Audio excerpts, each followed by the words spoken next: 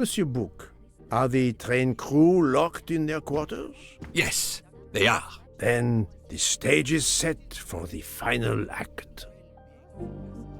Ladies and gentlemen, I have gathered you together to hear my reconstruction of the murder of Samuel Edward Ratchet, also known as Cassetti. There is not one, but two possible solutions of the crime. I shall put them both before you, and I shall ask Monsieur Book and Dr. Constantine here to judge which solution is the correct one. 2 solutions? Mr. Poirot, I am hardly qualified. Nevertheless, your assistance is required.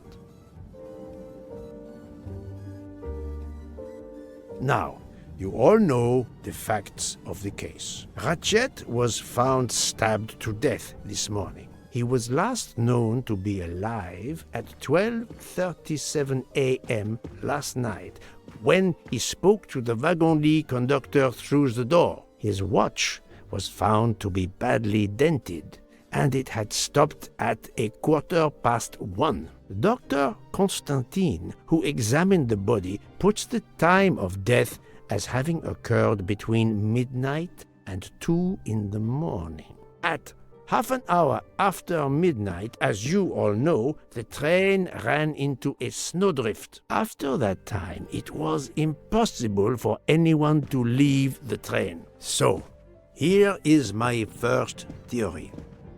The enemy, as Ratchet expected, joined the train at Vinkovsky by the door left open by Captain Arbuthnot and Monsieur McQueen, who had just descended to the platform. He was equipped with a wagon-lit jacket, which he wore over his ordinary clothes, and a pass key which enabled him to gain access to Ratchet's compartment in spite of the doors being locked. Ratchet was under the influence of a sleeping draught. This man stabbed him with great ferocity, 12 wounds in all. He left the compartment through the communicating door to Madame Hubbard's compartment. Yes, that's so. Scared me half out of my wits. The murderer thrust the dagger he had used into Mrs. Hubbard's handbag in passing. Without knowing it, he lost a button of his uniform. Then he slipped out of the compartment and along the corridor. He put the uniform jacket into Detective Locke's suitcase to cast suspicion on her.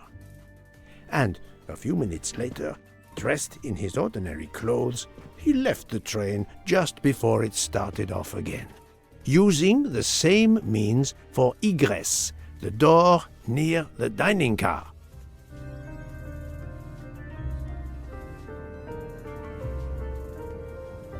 That is the first hypothesis.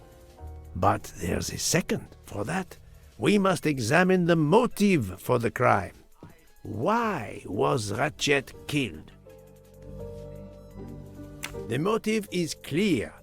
Revenge, of course. Nothing was stolen, and we know that Ratchet had made many enemies. This was a premeditated crime, meticulously planned. Since the kidnapping and death of little Daisy Armstrong, which traumatized many people close to the family. Even when the police concluded that it was Suzanne Moreau, questions remained. Detective Locke continued her investigation, as did others. They became convinced the truth lay elsewhere. We now know who the real murderer of Daisy is. It is clear now that Daisy's killer was Ratchet, also known as Cassetti and Michael Clark and how many other names. But of course, many of you have known this for a long time. It is obvious that the 12 stab wounds are not a random number. Dr. Constantine's analysis revealed that some stab wounds appeared to have been caused by a right-handed attacker. Others indicated the knife wielder was left-handed. Some wounds were deep. More than one fatal. Yet others were not much more than mere scratches. What can explain these discrepancies? This leads us to an obvious conclusion. They are symbolic.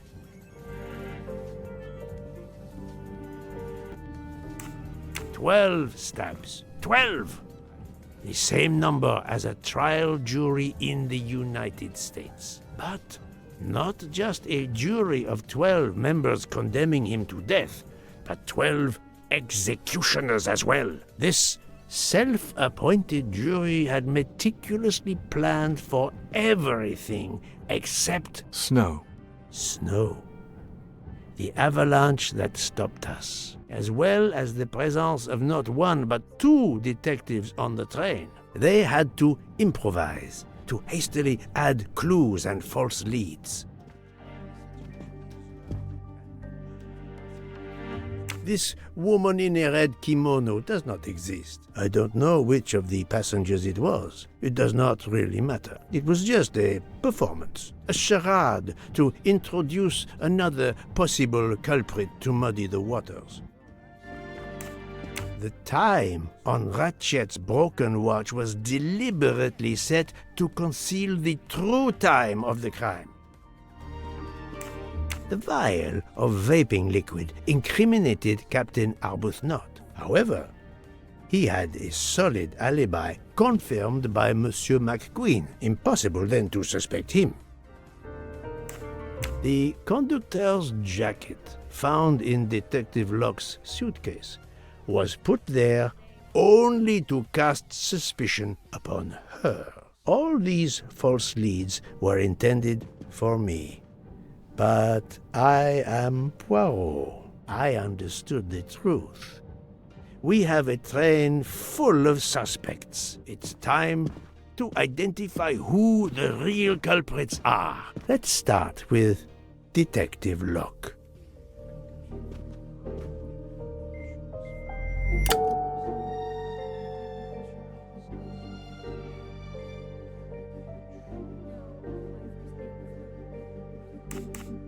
Planting the conductor's jacket in her suitcase was an attempt to implicate Detective Locke, but she couldn't fake her drugged condition. Dr. Constantine can testify that the drugged tea incapacitated her for hours, and she had 2 relapses. Let us move on to Monsieur McQueen. When I told him about Cassetti, he looked very surprised that I managed to make the connection between him and the Armstrong case. He told me, "But I thought we had..." I think he meant...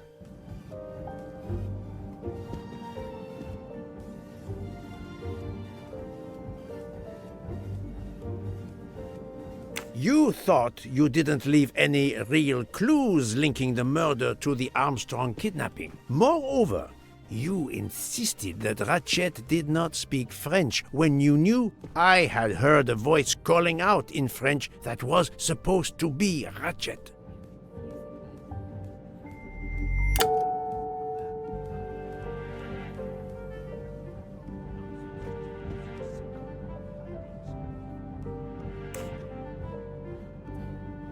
You took some pleasure in leaving me false clues, I think. It was quite annoying.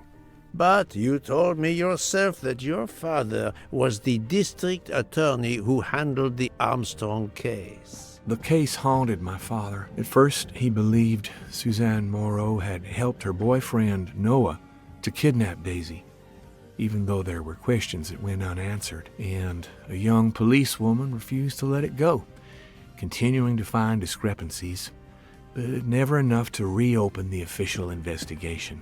That policewoman sits there. Her name is Joanna Locke. Then tell him. Tell him how in the end my father believed you, how he resigned a job that he loved, racked with guilt that he may have let that monster go free. He died young, broken, his faith in justice broken. That's what Ratchet did to him. Thank you for your honesty, Monsieur McQueen. Your father is one more victim of the man who called himself Ratchet. Now, I will turn to Ratchet's valet, Monsieur Masterman.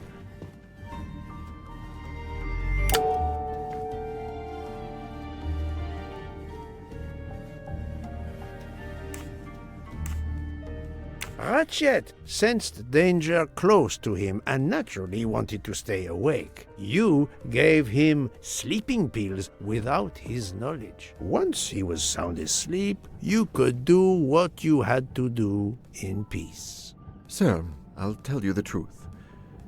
I was Colonel Armstrong's adjutant in the war, sir, and afterwards, I was his valet in New York. I'm afraid I concealed the fact this morning. It was very wrong of me, sir, but I knew how suspicious it would look. Is that all you have to say? That's all, sir. Now, to leave no suspicious stone unturned, let us move on to Monsieur Book. What? Me? A suspicious stone?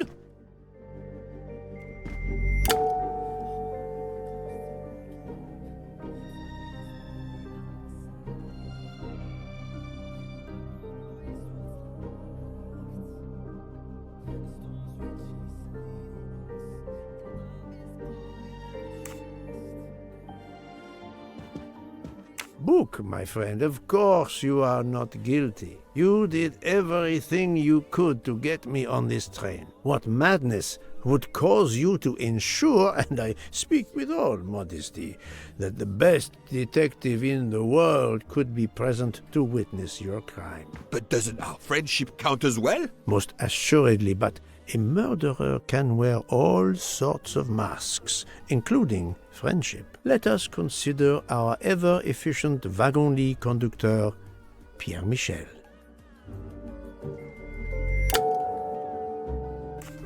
Your admission that you drugged Detective Locke immediately incriminates you, but the murder could not have been possible without your very capable assistance. Your knowledge of train procedures made the murder possible, and your position in the corridor of the train allowed you to be the perfect alibi for several passengers.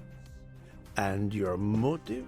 Suzanne Moreau, Daisy Armstrong's poor nanny, who was wrongly accused and committed suicide, was your daughter. C'est enfoiré. He got what he deserved. My poor daughter has finally been avenged. My Suzanne. My child.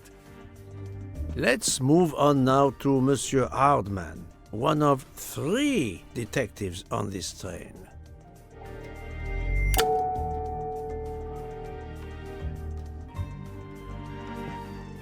Monsieur Hardman, I think you are a real detective.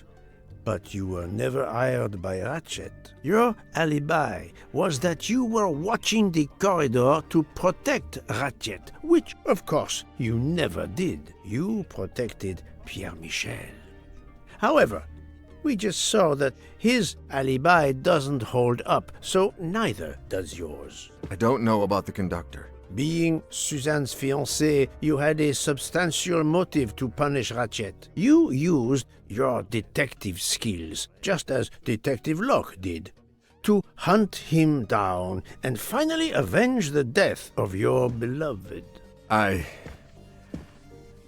right, Mr. Poirot. I do have some detective skills. I never doubted it. Now, Fraulein Schmidt, the lady's maid with the soul of a cook.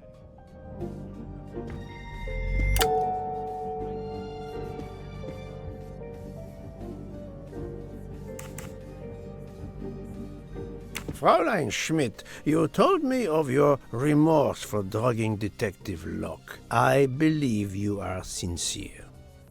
However, as the cook of the Armstrong family, you experienced the drama from within. The death of Daisy, then Sonia Armstrong, who died in childbirth, and finally Suzanne and John Armstrong. So much misfortune in that poor family. The death of this criminal is only justice. Let us move on to Countess Andreni. I was impressed by the earnestness of her husband when he swore to me solemnly on his honor that his wife never left her compartment that night. Should I believe it?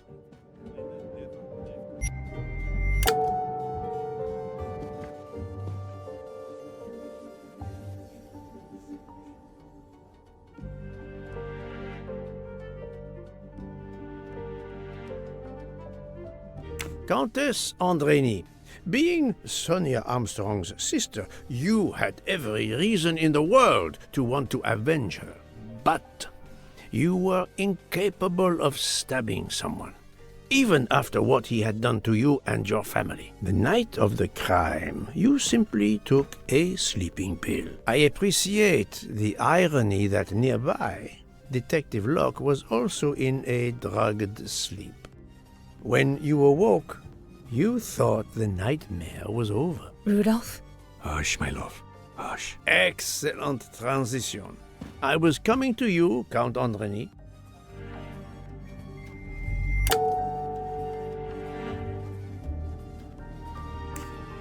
"12 people, a jury. This was very important to all of you. If Countess Andreni did not stab Ratchet, someone had to take her place. And you, Count, the beloved husband. I've seen how fiercely you love and protect your wife. Enough! I would do anything for Helena. Anything. Even that. Yes, even that. Let's move on to Monsieur Foscarelli.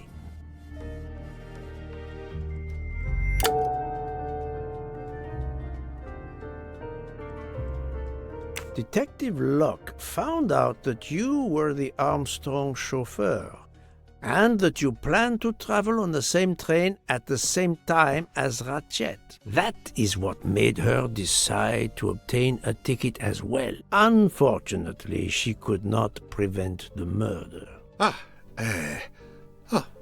Have you lost your tongue, Mr. Foscarelli? Oh, Daisy. She was the delight of the house. Tonio, she called me.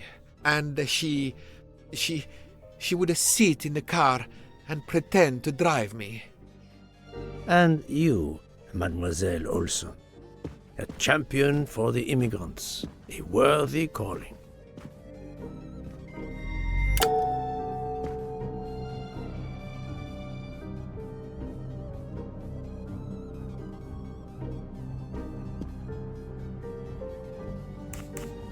Mademoiselle Olson, you supported Madame Hubbard's story about her connecting door latch, a story that I later demonstrated to be impossible. So, you deliberately lied to me, and you also lied about Mademoiselle Debenham's whereabouts.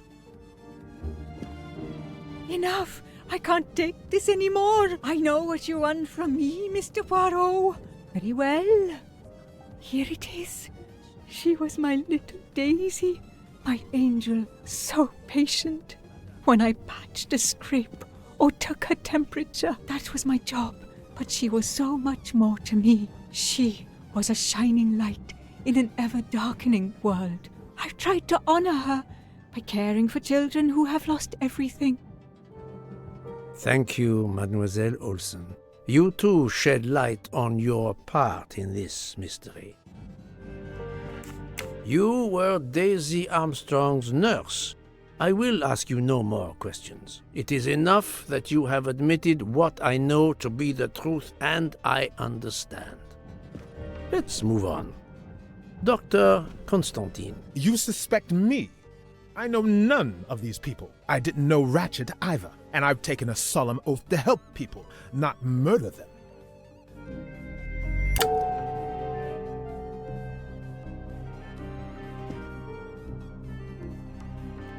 You are one of the few people in this room not to have any connection with the Armstrong case. Moreover, your alibi is confirmed by Monsieur Bouc, whom I would trust with my life. That is That is very kindly said, my friend. We now come to Mademoiselle Debenham and Captain Arbuthnot, whose relationship was not in doubt from the moment I inspected your room at the hotel. You have a bloody nerve.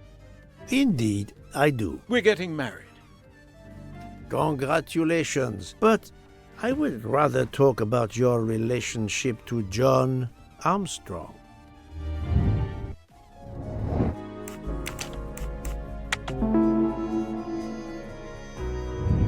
That's the right answer.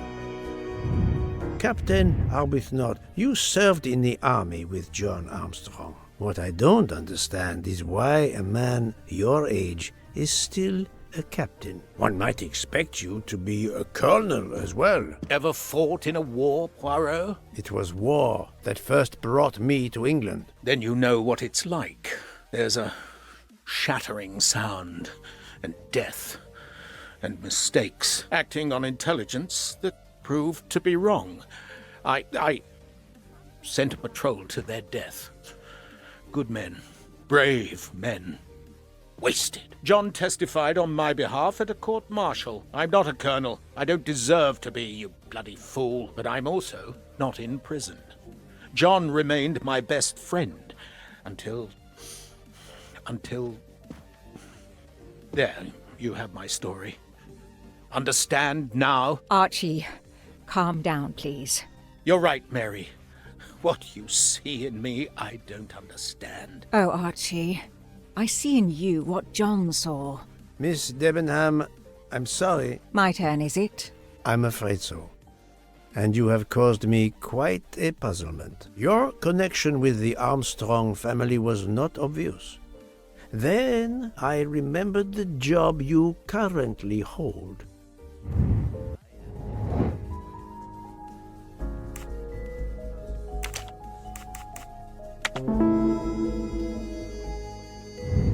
Et voilà. You were the teacher of Helena Andrény, whose maiden name was Helena Goldenberg before she married Count Andrény. Yes, absolutely. Why lie to you? She was an excellent student. Captain Arbuthnot.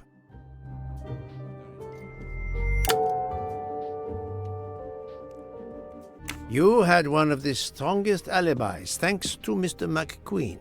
But his testimony melted like a snowflake. There went your alibi. Poof! Unless you have another one.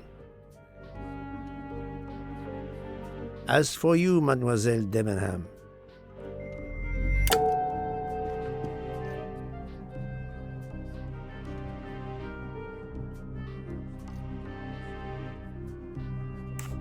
Mademoiselle Olsen was the only one who could confirm your alibi. I think you know where you stand. Very good, Mr. Poirot.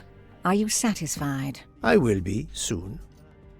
Now I must turn to Sonia Armstrong's godmother, Princess Dragomirov.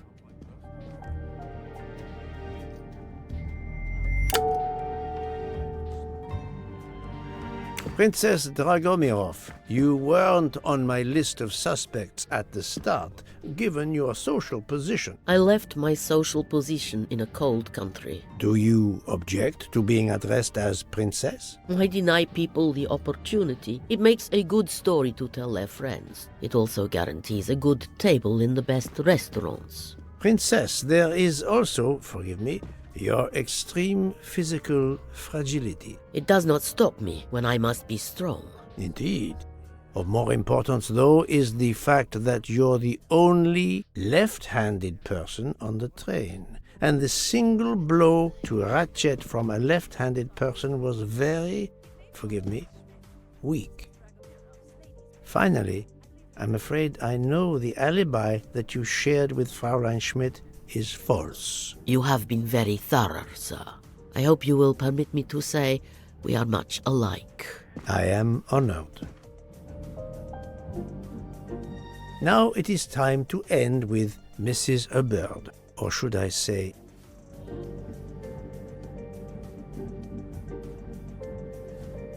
Linda Arden. If Princess Dragomirov hadn't told me about her relationship with this famous actress, I might not have made the connection. But you are a great actress, madame. Your performance as a flighty, self-involved woman was superb. I never would have guessed something entirely different. As for what ties you to the Armstrong family, it is obvious.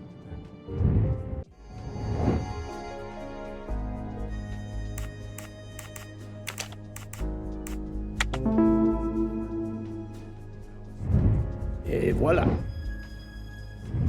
Mrs. Hubbard, you are the mother of Sonia Armstrong and Mrs. Andreni.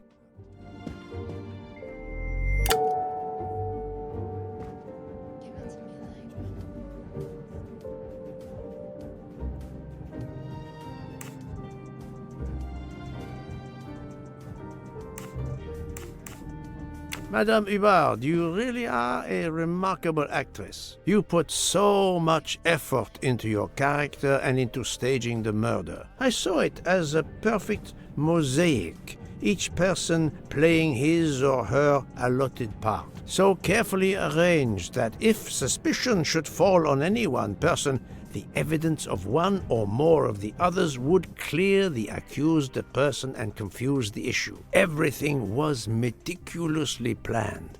But you hadn't expected that Detective Locke and I would be on this train, and the avalanche would block it on the night of the murder. You had to improvise.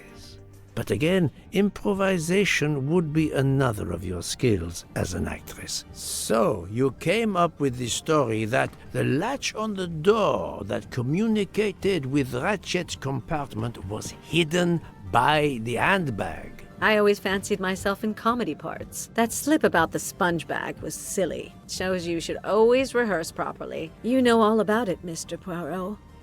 You're a very wonderful man, but even you can't quite imagine what it was like. That awful day. I was just crazy with grief. So were the servants. We decided then and there that the sentence of death that Ratchet had escaped had got to be carried out. There were 12 of us, or rather 11. Suzanne's father was over in France, of course. First we thought we'd draw lots as to who should do it, but in the end we decided on this way. It was the driver, Antonio, who suggested it. Mary worked out all the details later with Hector McQueen. It took a long time to perfect our plan.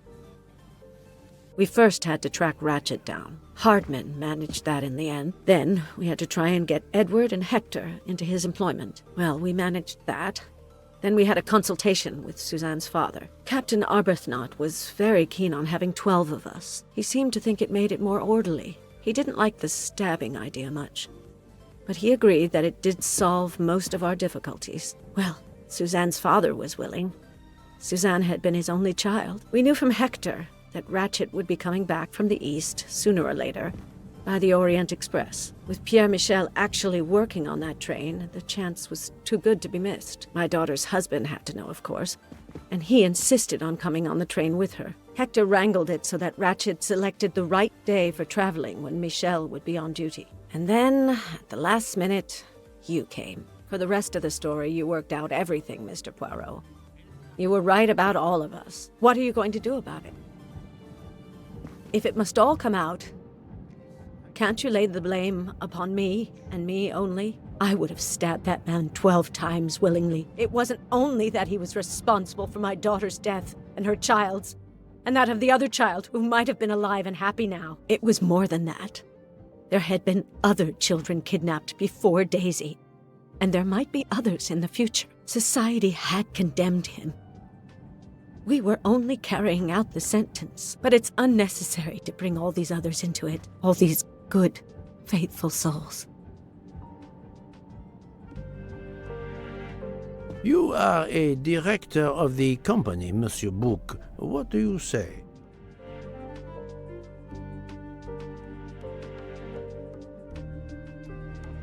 In my opinion, Poirot, the first theory you put forward was the correct one. Decidedly so. I suggest that is the solution we offer to the police. You agree, Doctor? Certainly, I agree. As regards the medical evidence, I think that I made one or two fantastic suggestions. Then, having placed my solution before you, I have the honor to retire from the case.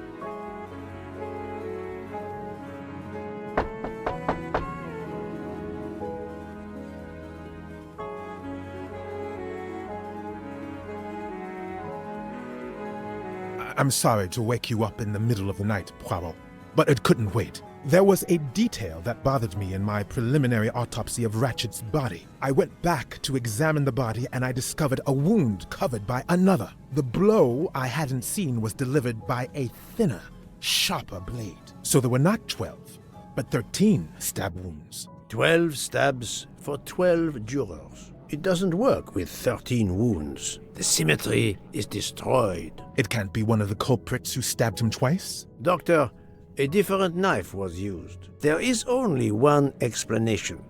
Somehow, some way, there is a 13th murderer on this train. We must tell Book. The case is not solved.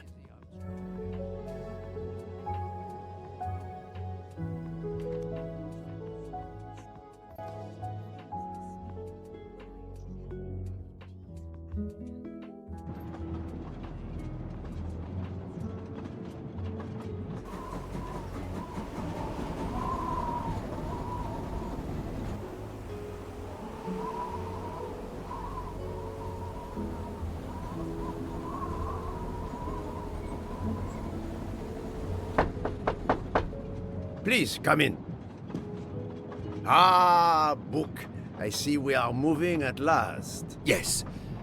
The way was finally cleared while we slept. If all goes well, we will arrive in Venice this evening. The train will be there for several hours for refueling and reprovisioning. What do we do with the 13th murderer? Do you have a lead? I thought about it. There is one clue that was left aside in my investigation. The diary I found in Ratchet's safe mentioned an appointment in Venice. Someone with the initials A.W. He will never keep the appointment. But there should be enough time. I must try to keep that appointment for him. I must admit I'm not right this time. I'm right again. That happens to me a lot.